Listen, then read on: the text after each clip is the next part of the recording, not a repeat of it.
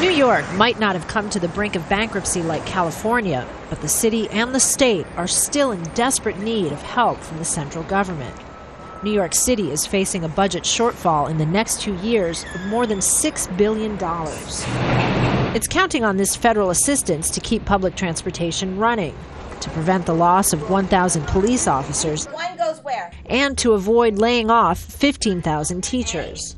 The legislation also contains over $1 billion to repair roads and bridges in the state, but that's only enough for a fraction of the projects vying for federal money.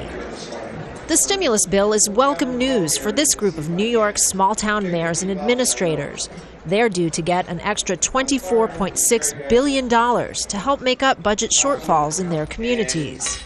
But New York's governor is warning the stimulus money will not be the answer to all of the state's problems, and he hasn't ruled out budget cuts. As we reduce our deficit, we cannot use the stimulus money to replace our inability to cut spending, and I can't say it enough. New York, like most states, has been putting off all but the most necessary repairs to roads and bridges, even the world-famous Brooklyn Bridge. The stimulus package aims not only to fix those infrastructure problems, but also to create jobs. More than 200,000 here in New York alone. As a result, the money comes with some restrictions. This bill is a stopgap measure for the American economy. It's needed, and we support it, and it will create jobs, but it won't transform the American landscape in the way that the New Deal did. It won't create the next version of the interstate highway system, for example.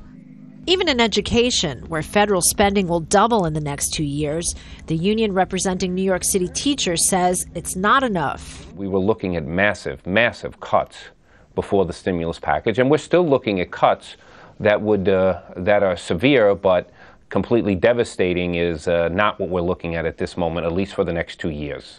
The stimulus legislation puts tremendous power in state capitals, where governors will decide which communities and which projects receive funding. But ultimately, it's President Barack Obama who will be judged by its ability to jumpstart the economy. Kristen, Saloomey, Al Jazeera, New York.